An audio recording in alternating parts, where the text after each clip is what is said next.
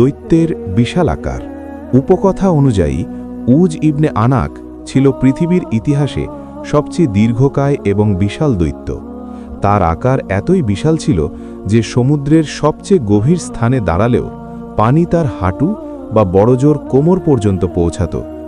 লোককথায় বলা হয় সে সমুদ্রের গভীর থেকে খালি হাতে বিশালাকার মাছ বা তিমি ধরে আকাশের দিকে তুলে সূর্যের তাপে পুড়িয়ে খেত। নূহ আলাইহিসসালামের নৌকা তৈরি ও দৈত্যের সাহায্য। যখন আল্লাহ তাআলা নূহ আলাইহিসসালামকে মহাপ্লাবনের হাত থেকে রক্ষা পাওয়ার জন্য একটি বিশাল নৌকা তৈরির নির্দেশ দিলেন, তখন নৌকা বানানোর জন্য বিশাল বিশাল কাঠের প্রয়োজন দেখা দেয়।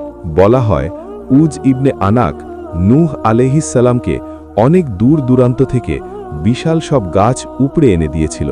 এর বিনিময়ে নূহ আলাইহিসসালাম তাকে প্রতিদিন খাবার দিতেন। মহাপ্লাবন এবং দৈত্যের বেঁচে যাওয়া। নূহ আলাইহিসসালামের সময় যখন সেই ভয়াবহ মহাপ্লাবন শুরু হলো, তখন পৃথিবীর সব পাহাড় পর্বত পানিতে তলিয়ে যায়। কিন্তু উজের বিশাল উচ্চতার কারণে সেই প্রলয়ঙ্করী প্লাবনের পানি তার কেবল হাঁটু বা গোড়ালি পর্যন্ত পৌঁছেছিল।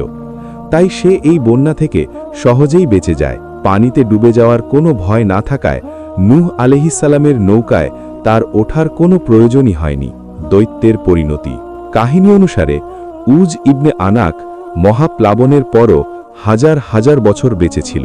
তার জীবনকাল হজরত মুসা আলাইহিসসালামের সময় পর্যন্ত স্থায়ী হয়। পরবর্তীতে সে মুসা আলাইহিসসালাম এবং তার সম্প্রদায় বানি ইসরায়েলের উপর আক্রমণ করতে গেলে এক যুদ্ধে মুসা আলাইহিসসালামের লাঠির আঘাতে তার মৃত্যু হয়। বাস্তব ভিত্তি। ইসলামী স্কলার এবং ইতিহাসবিদদের মতে এই কাহিনীটি পুরোপুরি কাল্পনিক এবং এর কোনো ঐতিহাসিক বা খাঁটি ধর্মীয় ভিত্তি নেই। এটি মূলত প্রাচীন যুগের মানুষের অতিরঞ্জিত কল্পনা এবং রূপকথার একটি অংশ মাত্র, যা কালক্রমে ইতিহাসের গল্পে মিশে গেছে। এ ধরনের ভিডিও পেতে আমাদের চ্যানেলটি সাবস্ক্রাইব করে পাশে থাকা বেল আইকনটি বাজিয়ে দিন।